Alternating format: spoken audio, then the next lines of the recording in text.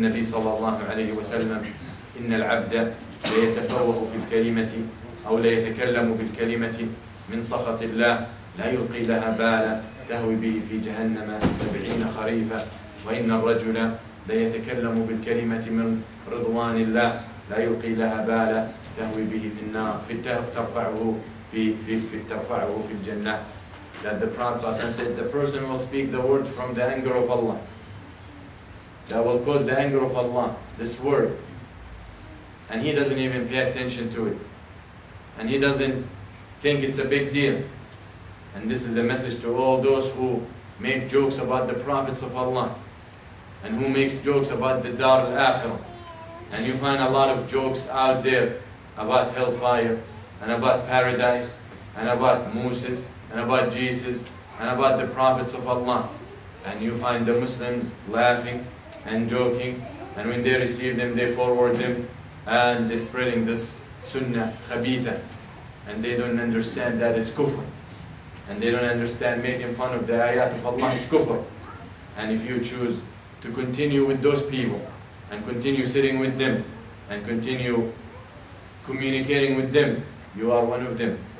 You are one of them. وَقَدْ نَزَّلَ عَلَيْكُمْ فِي الْكِتَابِ أَنْ إِذَا سَمِعْتُمْ آيَاتِ اللَّهِ يُكْفَرُ بِهَا أو يستهزأ بها فلا تقعدوا معهم حتى يخوضوا في حديث غيره إنكم إذا مثلهم إن الله جامع المنافقين والكافرين في جهنم جميعا. Allah subhanahu wa ta'ala warns those people who are involved with these things, and warn you, the believers, because the kuffar are expected to do that, and the kuffar have no hurma, and the kuffar and the disbelievers, there is nothing haram or halal for them. Whatever suits their desires is okay, and that is the law of Allah. And these are the orders of Allah. Whatever suits their desires is the law of Allah. So Allah subhanahu wa ta'ala tells those people and tells the believers in the context of ayat that he's talking about the hypocrites. He says, if you hear, and he has revealed to you in the books, in the book that he revealed to his prophets, and to the book that we have, the Mus'haf and the Quran, he has revealed to you in the book that if you hear the ayat and the verses of Allah being made fun of and being mocked, then do not sit with them. If you hear a group doing that, don't sit with them until they change their talks, until you stop them. But if you don't do any action to stop them, and you can't stop them, you walk away. And if you can't walk, if you choose not to walk away, and you stay with them, then you are one of them. You are one of them. Then Allah finishes the ayah. Indeed, the hypocrites and the kuffar all will be together in the hellfire. As if such action puts you with the hypocrites and the kuffar. So be aware of that. And it's a serious matter. So the person will see, and standing after he's been called. And imagine, billions of people, and he's called by himself. By himself, he has to walk in front of all these people. You know, the issue is not walking away. The issue is coming back. It's coming back with your book. After you receive the book of your actions, and suhuf, and kutub, as we will see, the Prophet sallallahu alaihi wasallam says, يقول النبي صلى الله عليه وسلم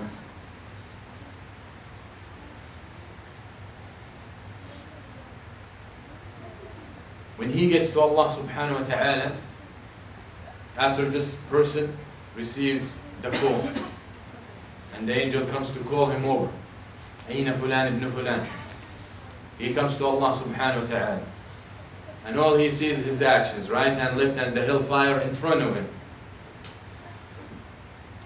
So the believer and the righteous one and the one who was close to the law and to the deen of Allah subhanahu wa ta'ala will be given his book with his right hand. He will be given his book with his right hand, and he will be asked to read. And he will read the sayyi'at. He will read his bad deeds first. And that's what Allah will show him in the beginning. He will go over his bad deeds. I did this, you did that. On such and such day you did such and such act. On such and such day you harmed someone. On such and such day you backbit someone. On such and such day you killed someone. On such and such day you spent something. On such and such day you walked to the haram. On such and such day you took a look in the haram. On such and such day you said the haram. Every single day. Nothing is missing. And he will accept. And he will confess. And he is stressed. Then at the end he reads, and we have turned your bad deeds into good deeds. That is the believer. And that is the muwahhid. And that is the one who established the oneness of Allah subhanahu wa ta'ala in this earth. And that is the one who worshipped Allah subhanahu wa ta'ala alone. At the end of reading, going over his bad deeds, Allah will tell him, and he will read, and we have changed your bad deeds into good deeds. And that is the mercy of Allah subhanahu wa ta'ala. فيتهلل وجهه ويسعد سعادة لا يشقى بعدها قط. حتى إذا ما وصل إلى آخر الكتاب قرأ الحسنات فازداد وجهه إشراقا وازداد فرحا وسرورا وقال له الملك سبحانه وتعالى انطلق إلى أصحابك وإخوانك فبشرهم أن لهم مثل ما رأيت. He reads, after his bad deeds are turned into good deeds, he starts reading his good deeds. So his face brightens even more, and happiness takes over him even more. And then Allah subhanahu wa ta'ala tells him, go back to your friends, and go back to your family, and go back to your partners, those who were on his path, and those who were on the truth, and those who were on the way of tawheed and the way of oneness of Allah subhanahu wa ta'ala, and those who fulfilled La ilaha illallah Muhammad Rasulullah the right way and the way it deserves. He will be told, go back to them, tell them what you've received, and give them the news that we will give them the same.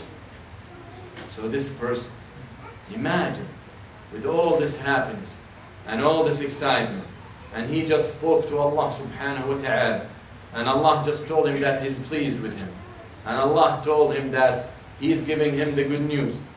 He is going back with all that excitement. Imagine that in this dunya you hear something good, you pass a test in school, you make some good money, you can't wait to see your family so you can share it with them. You can't wait to see your friends so you can share with them the happiness. Imagine now you're just given the news of Al-Jannah, and you are given the news of the pleasure of Allah subhanahu wa ta'ala and the satisfaction of Allah with you.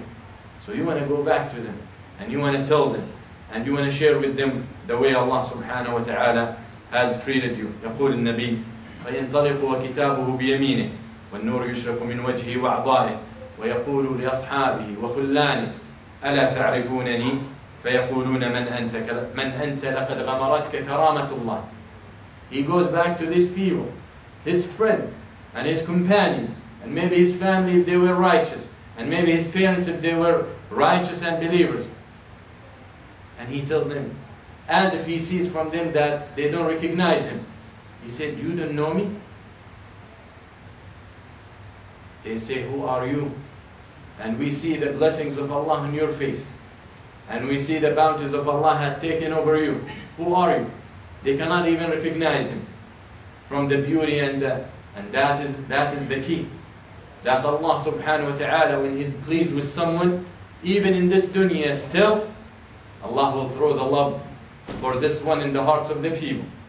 As the Prophet sallallahu alaihi wasallam says in Sahih, that when Allah subhanahu wa ta'ala loves one, in this dunya, you're still alive, and you have done things that makes Allah love you, Allah will tell Jibreel, oh Jibreel, I have loved so and so, so love him. So Jibreel loves him, and he calls the people of Jannah and the people in the heavens, Allah loves so and so, so love him. So they will love him, and then Allah will throw the acceptance in the hearts of the people in this dunya for this person. So to those who are trying to please the people, and to those whose main concern is to make people happy with them and satisfied with them, I tell you the easiest way. the easiest way is please Allah subhanahu wa ta'ala, Allah will make them pleased with you. That is the key. Because I guarantee it from this minbar, and I